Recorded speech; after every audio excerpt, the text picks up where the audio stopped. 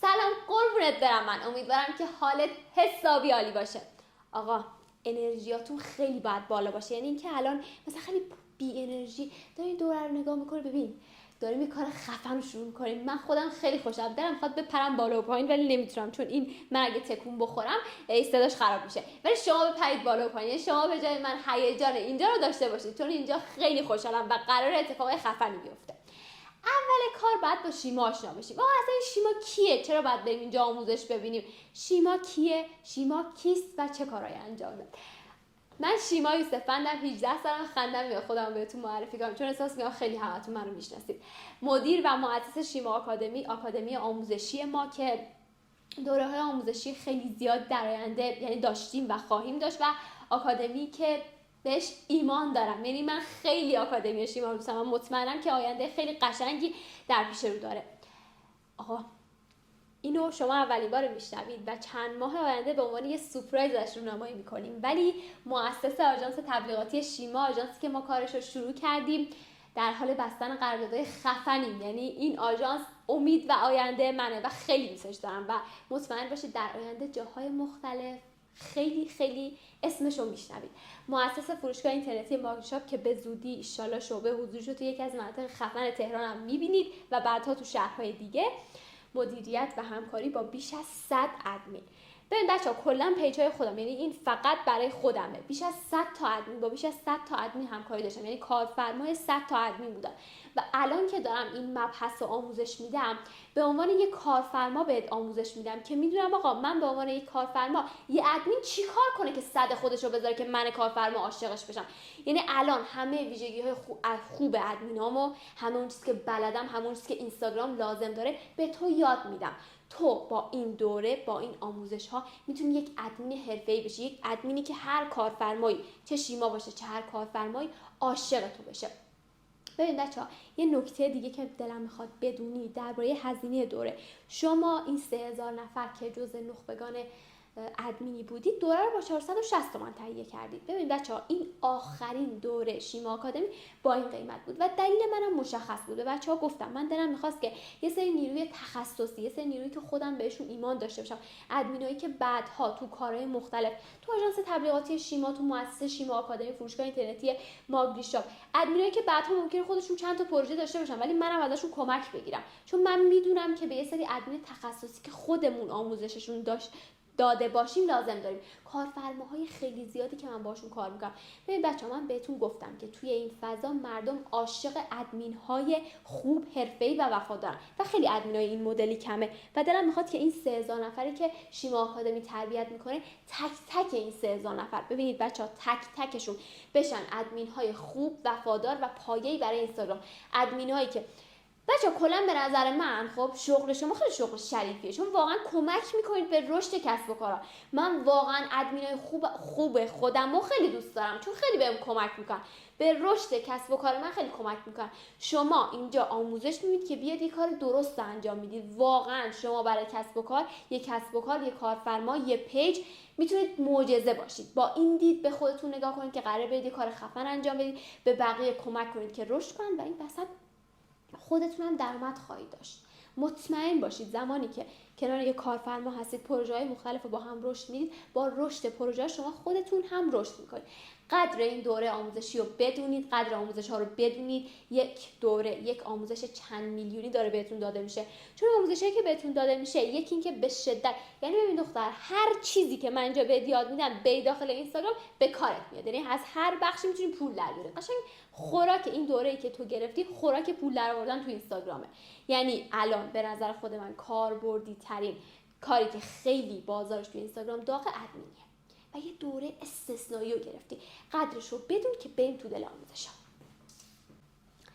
ببین همون چیزی هست میگه دیدین در زمانهای قدیم، خیلی قدیم. خب آقا ما میخوایم ببینیم اصلا آقا این اینستاگرام چی هست، اصلا چرا ما باید بیایم توی این فضا کار کنیم. من همیشه به ادمین ها میگم کارهای مختلفی توی اینستاگرام هست. ادیتور هست، کسی که حالا ادیتور میاد گرافیست میشه، یه پیج فروشگاهی میزنه، میاد بلاگر میشه، میاد واینر میشه. ولی کسی که ادمینه در حقیقت مشاور یک کسب و کار شده، مشاور یه پیج برای رشد دادنش توی اینستاگرام شده. پس خودش باید اینستاگرام رو عین کف دستش بشازه. یعنی در حقیقت اینستاگرام باید کف شما باشه، بگه کفته ها. در این حد همه چیز اینستاگرام رو شما باید بدونید. از ابتدایی ترین مسائل اینستاگرام رو شما باید بدونید تا سخت‌ترین و پیچیده ترین چیزایی که توی اینستاگرام هست. شما قراره مشاور یک کسب و کار برای رشدش بشید. به عنوان یک ادمین باید همه چیز رو درباره اینستاگرام بدونید. ببین بچه‌ها، شما الان میخواید کارمند بشید دیگه، مثلا کارمند یک شرکت بزرگ و جهانی به نام اینستاگرام بشید. یه بخش رو دست بگیرید، کمک کنید که حالا یک افراد اینجا بیان رشد کنن. درسته؟ ولی شما باید درباره ماهیت کل این شرکت بدونید، همه چیز اینستاگرام. یعنی تو به عنوان یک ادمین موظفی که تاریخچه اینستاگرام رو بدونی، همه بخش‌های اینستاگرام رو از بر باشی، چطوری برید اکسپلور، چطوری برید هشتگ، چطوری پست بذاری، چه نوع پستایی بذاری، چه مدل پستایی، همه چیز. یعنی بچه‌ها بهتون میگم که یک ادمین باید 0 تا 100 همه چیز رو درباره اینستاگرام بدونه. اما حالا بریم با هم درباره تاریخچه اینستاگرام بدونیم. اصلا آقا این اینستاگرام چی هست؟ چرا انقدر معروف شده؟ چرا انقدر الان رو زبوناست؟ از کی اینستاگرام وجود داره؟ چند ساله؟ برگردیم به عقب‌تر. سال 2010، 6 اکتبر سال 2010 2 تا دانشجو با هم تصمیم میگیرن که یه برنامه طراحی کنن. ببین من مطمئنم موقع خودشون به عقلشون نمیرسید که دارن همچین کار خفنی در حق دنیا و مردمش انجام میدن. سال 6 اکتبر سال 2010 این 2 تا جوان اومدن یه برنامه طراحی کردن و اومدن اینو توی آمریکا معرفیش کردن به کسب و کارهای مختلف. و این برنامه کلا هویتش این بود که یه سری افراد بیان عکس خودشون و فیلم خودش رو به اشتراک بذارن. یعنی اول هویتش انقدر کاری نبود. یعنی الان اینستاگرام یکی از رسانه‌های معروف دنیاست. یعنی بازیگرا، خواننده‌ها، مدل‌ها همشون توی فضا دارن کار میکنن. فروشگاه‌های معروف همشون هستن. یعنی الان اینستاگرام به عنوان یکی از معروف‌ترین، خفن‌ترین بازارهای دنیا، رسانه‌های دنیا و خیلی معروف شده. خلاصه آقا اینا اومدن این برنامه رو ساختن و معرفی کردن. توی 1 سال به 1 میلیون کاربر رسیدن. الان ممکنه بگی که خب 1 میلیون خیلی کمه. ببین میخوام یه مثال بهت بدم. حتی اینستاگرام هم سال اولش 1 میلیون تونست کاربر جمع کنه که بازم اون برای یک برنامه تازه وارد خیلیه. خلاصه شدم براتون به پر حرفی نکنم. ببین بچه‌ها، مدیر فیسبوک دید این برنامه داره خیلی رشد میکنه. اومد یه تصمیم گرفت. گفت آقا من میخوام روی این برنامه سرمایه گذاری کنم، در حقیقت این برنامه رو بخرم و بیام روش سرمایه گذاری کنم. خیلی افراد بهش گفتن آقا نکن، این چه کاریه، این هزینه خیلی زیادیه، مثلا چرا داری این کارو میکنی؟ خلاصه آقا گوش نداد و اومد روی اینستاگرام سرمایه گذاری کرد. هزینه خیلی زیاد، یعنی میلیون میلیارد دلار گذاشتن پای ساختن زیرساخت‌های قوی اینستاگرام. و الان در حال حاضر اینستاگرام میگن که به یکی از قوی ترین رسانه های دنیا، محبوب ترین پلتفرم دنیا و به بیش از 2 میلیارد کاربر رسیده. و میگن که چیزی که خودشون میگن که اینستاگرام ظرفیت اینو داره که کل دنیا که 7-8 میلیارد جمعیتشه بیان داخل اینستاگرام کار کنن و این ظرفیت بازم تموم نشه. بچه‌ها خیلیه، 2 میلیارد خیلیه که دارن از اینستاگرام استفاده میکنن. و این فضا یک شرکت بزرگه که در حال حاضر به شدت برای کار کردن مناسب. یعنی شما هر هنری که داشته باشید میتونید بیاید توی اینستاگرام و میگن که ادمینی از اون شغلایی که جلوتر که بریم درباره خود شغل ادمینی با هم مفصل صحبت میکنیم، ولی الان درباره اینستاگرام جایی که قراره بیایم کار کنیم میخوایم صحبت کنیم. خلاص آقا اینستاگرام تو این روزا بولده. یعنی کل جهان شما اومدی یه کاری رو شروع کنی توی فضای یه کاری رو شروع کنی که تو کل جهان بولده. یعنی کل جهان رو میشناسن، یه کاریه که به رسمیت شناخته شده و شما رو به عنوان یک کارمند، یک کسی که داره توی این فضا کار میکنید میشناسن. و چیزی که درباره اینستاگرام لازمه، حالا در ادامه که پیش بریم قراره با هم بخشای عملی اینستاگرام رو ببینیم. یعنی که آقا اصلا وارد اینستاگرام میشیم، وارد صفحه اینستاگرام میشیم، چه چیزایی میبینیم؟ بچه‌ها این خیلی طبیعیه که شما که الان دارید شروع میکنید خیلی از بخشای اینستاگرام وارد نباشید. مثلا ندونید دقیقاً توی ستینگ چه مواردی گفته میشه، توی ستینگ چه مواردی وجود داره، چه مواردی مهمن، چه نکاتی مهمن، توی اینستا چه نکاتی مهمن، برای اینکه حالا آیدی پیجتون رو بذارید، یوزرنیم، هر چیزی. خیلی طبیعیه که شما الان اینا رو ندونی، ولی باید بدونی، چون تو که ادمینی، چون تو قراره کمک کنی به اینکه یه نفر توی این فضا رشد کنه و باید میگم که اینستاگرام باید کفت باشه. آقا در ادامه قراره توی تقریبا خیلی زیاده، ولی باید ببینیم با هم که چطوری بخش‌های مختلف اینستاگرام، از ساده ترین بخش‌ها تا حالا یکم جزئیاتش رو با هم ببینیم که چطوری زمانی که حالا وارد اینستاگرام میشیم تو چه بخشای چه مواردی هست، چه نکاتی رو باید بدونیم، چون در آینده شما به عنوان یک ادمین به این قضیه برمیخورد. یعنی ممکنه کارفرما ازتون بپرسه، ممکنه خودتون زمان فعالیت به این مشکل بخورید و قطعاً باید اینا رو بدونید و بریم با هم که با بخش‌های مختلف اینستاگرام به صورت عملی آشنا بشیم. سلام رفقا، امیدوارم که حالتون خوب باشه. خوش اومدید به این قسمت. من فاطمه قالبی نسب هستم در خدمتتون و میخوایم با هم دیگه یاد بگیریم که چطور از ابتدا بتونیم یه پیج اینستاگرامی رو اصلا درست بکنیم و در ادامه چطور از آپشن هایی که به ما داده بتونیم استفاده کنیم برای ادمینی. وارد اینستاگرام میشیم و اینجا میبینید یه فلش خیلی کوچولو هستش. این فلش رو میزنیم بچه‌ها، اد اکانت و نیو اکانت. حالا یه سریا هستن که کلن ندارن اینستا و تازه میخوان نصب بکنن، اون هم همینه، یعنی مراحل یکسانه، مشکلی به وجود نمیاد. بچه‌ها اولین چیزی که اینستاگرام از ما میخواد اینه که یوزرنیم خودمون رو بخوایم بهش معرفی بکنیم. یوزرنیم بچه‌ها چیه؟ ما به صورت عامیانه میگیم آیدی. مثلا تو اینستا خیلی میگن که آره آیدی فلانی چیه تو اینستا. در واقع اون آیدی که ما میگیم اسم اصلیش یوزرنیم هستش. پس ما اینجا الان یاد گرفتیم که از این به بعد توی اینستا به آیدی ها میگیم یوزرنیم. با استفاده از یوزرنیم آدما میتونن ما رو پیدا بکنن، ما رو پیجمون رو سرچ بکنن و بتونن وارد پیجمون بشن و از محتواهامون استفاده بکنن.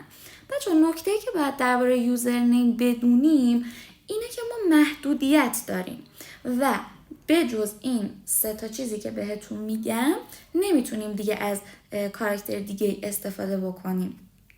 حروف انگلیسی، اعداد و دات و آندرلاین که دات میشه همون نقطه، آندرلاین میشه همون خط فاصله که میذاریم. خب بچه نکته که توی یوزرنیم وجود داره، حالا دربارش صحبت میشه در آینده، ولی این که بدونید با توجه به حوزه کاری خودتون باشه و روون باشه، توی ذهن بشینه و حالا اینا نکاتی هستش که باید رعایت بکنیم. حالا اینجا میخوایم یه چیز خیلی جالب بهتون نشون بدم. مثلا من میخوام برای شیما آکادمی یه پیج بزنم. اینجا میزنم شیما آکادمی. بچه ببینید اینجا میاد من این یوزرنیمی که انتخاب کردم میاد به من میگه که این یوزرنیم قبلا استفاده شده و شما نمیتونی استفاده کنی. حالا اینستا میاد به ما خودش پیشنهاد میده، میگه که من برای شما این پیشنهادها رو دارم، میتونی از اینا استفاده بکنی، نظرت چیه؟ خب ما میتونیم مثلا بگیم اوکی مثلا این اولیه رو استفاده کنیم، مثلا میبینیم که نه، مثلا من میخوام شیما آش پیش خودش باشه ولی این فاصله انداخته، پس نمیتونم استفاده کنم. یکی مثلا باهاش ور میریم این ور اون ورش میکنیم تا چیزی که خودمون بخوایم. مثلا من بین اینا میبینم که مثلا شیما آکادمی 3 چیز خوبیه، میگم اوکی من این رو انتخاب میکنم و اینجا هم تیک تاییدش رو برای ما آورده. بعد از این که میایم یوزرنیممون رو انتخاب میکنیم، نکست رو میزنیم و توی مرحله دوم از ما پسورد میخواد. هر پسوردی که خودتون دوست دارید، حالا برای امنیت بالاش میتونید از حروف استفاده کنید، ما اینجا دیگه محدودیت نداریم، هشتگ، ادساین، هر چیزی که بخواید رو میتونید استفاده بکنید. مثلا من همون یه پسورد خیلی ساده انتخاب میکنم مثلا و نکست رو میزنیم. اینجا صفحه که برای ما میاره اومده به ما خوش آمدگویی میکنه و میگه که اوکی این پیج شما ساخته شد. حالا گزینه کامپلیت سینک آپ یعنی که شما میای تکمیل میکنی اون پروفایلت رو و میای حالا اون کارهای دیگه، اون چیزای دیگه که باید اد بکنی رو اضافه بکنی. گزینه اد نیو فون اور ایمیل هم اینه که ما بالاخره باید ایمیل و شماره‌مون رو وارد بکنیم. بچه‌ها فرقی نمیکنه که بخوایم اول کامپلیت سینک آپ رو بزنیم یا بخوایم اد نیو فون اور ایمیل رو بزنیم. مثلا من کامپلیت سینک آپ رو میزنم که میگه که بیا بقیه پیجتو کامل بکن.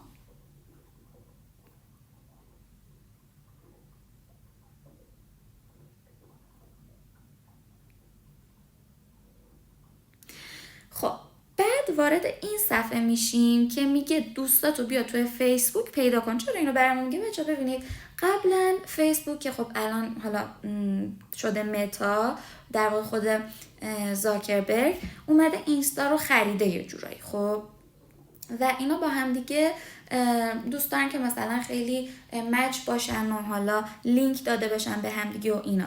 شما اگر فیسبوک دارید و دوست دارید، حالا ما توی ایران زیاد از فیسبوک استفاده نمی کنیم، اما اگر دارید میتونید فایند فرندز رو بزنید و کسایی که داخل فیسبوکتون دارید میتونید پیداشون بکنید و داخل اینستا فالوشون بکنید. اگر نه اسکیپ رو بزنید که بره ادامه. خب اینجا دوباره میاد به ما میگه که شما میتونید مثلا اون کانتکت هایی که دارید رو پیدا بکنید و حالا بتونید که اونا رو فالو داشته باشید.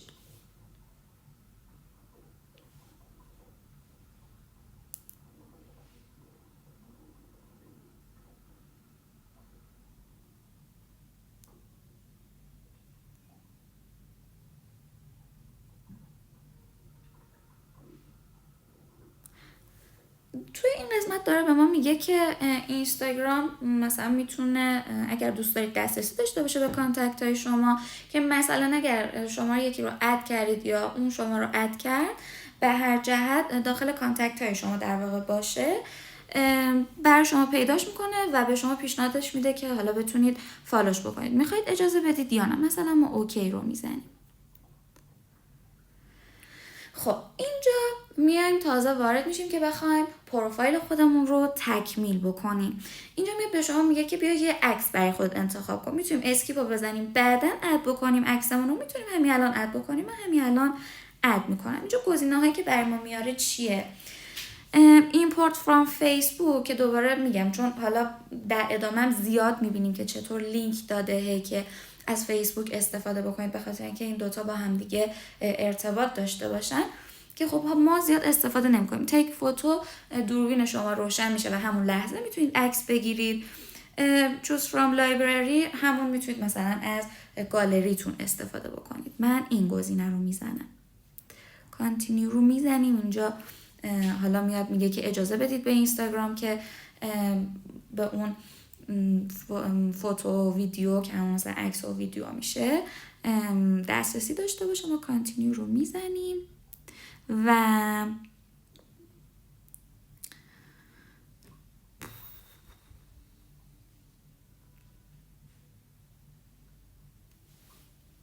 وارد این بخش میشیم. من اجازه به اینستاگرام دادم که حالا به همه عکسام دسترسی داشته باشه.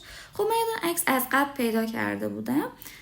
فکر میکنیم که این صفحه پروفایل ما هست. بچه ببینید این دایره همطور که میبینید توی این دایره، بچه همطور که میبینید عکس ما توی این دایره قرار میگیره دیگه، یعنی مثلا کنارش دیده نمیشه. حالا همطور که ملموس و شما داخل پیجای دیگه هم میبینید. دان رو میزنیم. ما از اینجا عکسمون رو انتخاب کردیم و اینجا میاد از ما میپرسه، میگه که میخوای این عکسی که گذاشتی و ما به عنوان پست اولین پستت بذاریم. اینجا گزینش فعاله. میتونید غیر فعالش بکنید که گذاشته نشه، میتونید فعال بمونید. من دوست دارم که فعالش بذارم بمونه چون باهاش کار داریم. نکست رو میزنیم و اینجا میاد یه سری افراد رو به شما معرفی میکنه که اگر دوست داری بیا اینا رو فالو بکن. یه سری افراد فیمس، همونطور که میبینید تیک آبی هم دارن، افراد فیمس هستن که تیک آبی دارن. حالا یه سری هستن که ما میتونیم یه سری رو فالو بکنیم. به طور مثال من همینجوری رندوم 3 نفر رو فالو میکنم. خب اکانتمون رو ساختیم. الان اینجایی که میبینید بچه ها صفحه هوم ما هست. این خونه صفحه هومه. بریم سراغ این که یکم با فضای هوم آشنا بشیم. این بالا که بچه ها میبینید یور استوری، شما میتونید اینجا استوری بذارید. استوری از روزمره هاتون میتونید بذارید. حالا یه سری نکاتی هم داره که بهش میپردازیم، چه شکلی استوری بذاریم، چجوری کال تو اکشن داشته باشیم. کال تو اکشن بچه ها یعنی ارتباطی که با مخاطب داریم و همه اینا. و میتونیم از اینجا استوری افرادی هم که فالوشون کردیم که ما همینجوری رندوم 2-3 نفر فالو کردیم اینجا ببینیم. میایم بالاتر بچه ها اینجا ببینید یه به علاوه هستش. به علاوه که سلام رفقا، امیدوارم که حالا صدا رو قطع بکنم. ما میتونیم اینجا بیایم پست بذاریم، از این فضا استفاده بکنیم. حالا پست گذاشتنم دربارش با هم دیگه صحبت میکنیم. اینجا چیه؟ این قلب بچه‌ها نوتیفیکیشن های شما هستش. کسی اگر شما رو فالو بکنه، کسی اگر بخواد شما رو لایک بکنه، اگر کسی برای شما کامنت بذاره، هر فعالیت که فالوورای شما رو تگ بکنه، فالووراتون انجام بدن یا کلا افراد انجام بدن، اینجا برای شما میاد. و در نهایت اینجا ما سجستشن رو داریم که اینجا برای شما نوشته suggest for you. این چیه؟ میاد سجست بچه، یعنی پیشنهاد. به شما پیشنهاد میده، میگه که بیا مثلا اگه دوست داری بیا اینا رو فالو بکن، که ما تو صفحه اولمون هم داشتیم. و مثلا اینجا ببینید نیو نوتیفیکیشن من مثلا چیه؟ مثلا این اکانت اومده من رو فالو کرده، اینجا برای شما میزنه که چه تایمی شما رو فالو کرده. مثلا 10 دقیقه پیش ایشون منو فالو کرده. خب بک رو میزنیم. اینجا هم قسمت دایرکت هامون هست که میتونیم اینجا دایرکت بدیم به افراد. ببینید اینجا زده تپ تو چت، یعنی ما اینجا اگر تپ رو بزنیم میتونیم با رونالدو اینجا با هم دیگه صحبت بکنیم، ولی خب من فکر نمی کنم که جوابمون رو بده. و اینجا هم ریکوستشنامون هستش، ریکوست های ما هست که اگر کسی به ما ریکوست بده توی این قسمت برای ما میاد، که حالا فعلا ناتونه رو میزنیم. که الانم ریکوست که الانم مسیجی نداریم فعلا. و اینجا بچه ها هیدن ریکوست، یعنی شما حالا وقتی که به شما ریکوست دادن شما میتونید اینجا هایدشون بکنید که جلوی چشمتون نباشن. اینجا هم میتونید سرچ بکنید افراد مختلف و مثلا میخواید با یکی چت بکنید ولی الان جلوی چشمتون نیست، مثلا شما زیاد دایرکت دارید، اینجا میتونید سرچش بکنید، آیدیش رو پیدا بکنید و با هم دیگه صحبت بکنید. یوزر نیمش رو در واقع که با هم قرار گذاشتیم که بگی یوزر نیم. خب این از بالای صفحمون بیایم پایین. بچه اینجا همونطور که میبینید هومه، این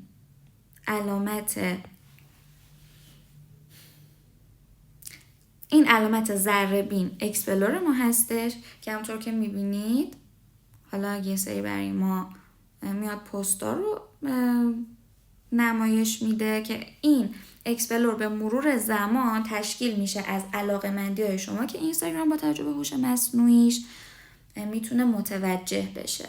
بالای صفحه هم که سرچ از شما اگر بخواید سرچ بکنید فردی رو پیدا بکنید میتونید روی این گزینه بزنید و یوزرنیمش رو سرچ بکنید تا بتونید پیداش بکنید.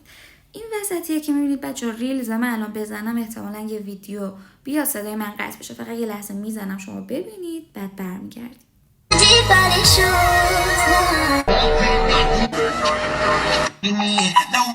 همطور که دیدید بچه اون ریلز بود و من همینجوری وقتی اسکرول میکردم پایین ریلزهای مختلف رو برای من می آورد. قسمت بعدی بچه ها برای شاپ هستش که توی ایران اونقدری کاربرد نداره برای ما، به خاطر اینکه حالا برای ایرانی‌ها به اون صورت تعریف نشده، به دلار هستش و حالا شما میتونید از اینجا خریدتون رو انجام بدید. میریم به صفحه اصلی خودمون که اینجا پیج ما هستش. میخوایم با هم دیگه دونه دونه بررسی بکنیم، یاد بگیریم که به چه شکل هست. بچه ببینید اولین چیزی که به چشم مخاطب میخوره بعد از یوزر نیم شما عکس پروفایل شما هستش که حالا نکاتی داره که بهش میپردازیم، اما بهتره که پروفایلی که میذارید عکس چهرهتون باشه که مخاطب بتونه باهاتون ارتباط بهتری برقرار کنید. ببینید بچه‌ها بالای صفحه ببینید دوباره ما اینجا یه به علاوه داریم که همین رو توی صفحه هوم هم داشتیم. دوباره شما از اینجا هم میتونید پس پست رو قرار بدید. اینجا ادیت پروفایل هستش که ما میبینیم درباره پست و فالوور و فالوینگ هم که دیگه چیزای بدیهی هستش. پست شما میتونید پست بذارید، اینجا برای شما نمایش داده میشه. و فالوور کسایی هست که شما رو دنبال میکنن و فالوینگ کسایی هستش که شما دنبالشون میکنید. خب بریم اول قسمت ادیت پروفایل رو بهتون توضیح بدم، بعد میرسیم به این 3 خط بالا که دیگه کامل و مفصل با هم دیگه یاد بگیریم که به چه صورت هستش.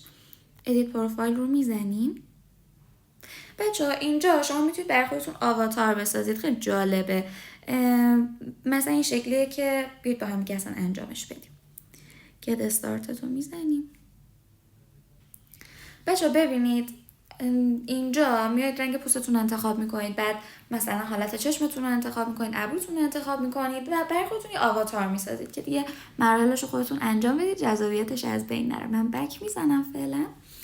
خب میرسیم به اینجا. بچه ها ببینید یوزر نیممون رو که قبلا انتخاب کردیم. خب عکسمون هم انتخاب کردیم، در صورتی که اگر خوشتون نیامد از عکستون اینجا میتونید چنج پروفایل رو بزنید، عکستون رو تغییر بدید. میریم سراغ نیم. بچه ها نیم مرحله دومی هستش که میتونن ما رو پیدا بکنن از طریقش. یعنی اگر شیما آکادمی 3 رو یکی یادش رفت، من اینجا میتونم اسم رو بذارم که یادشون نره. و داخل نیم چیا رو میذاریم؟ میایم اسم خودمون رو مینویسیم، یا اگر آنلاین شاپی داریم اسم آنلاین شاپمون رو مینویسیم و حوزه کاریمون رو اونجا مشخص میتونیم بکنیم برای اینکه افراد بتونن بهتر با ما آشنا بشن. مثلا من اینجا میزنم شیما آکادمی، یه خطم کنارش میذارم. حالا مثلا اینجا اسلش، ولی بذارید ببینم این خط بهتره، من اینو بیشتر دوست دارم. مثلا مینویسیم آموزش اینستاگرام، دان رو میزنیم. و بچه ها موضوعی که وجود داره اینه که ما اجازه بدید دوباره برم. ببینید بچه ها، ما همطور که اینجا نوشته بعد از 14 روز، یعنی بعد از 2 هفته میتونیم اسممون رو تغییر بدیم. بنابراین حواستون جمع باشه وقتی که میخواید اسمتون رو انتخاب بکنید، پس دیگه همون اسم یه چیزی باشه که ثابت باشه، یا اگر بخواید تغییرش بدید بعد 2 هفته بابتش صبر بکنید. بنابراین اول خوب فکراتون رو بکنید، به تصمیم گیری برسید و در نهایت اون چیزی که احساس میکنید بهتره رو ارزان به خدمتتون برای اسمتون انتخاب بکنید.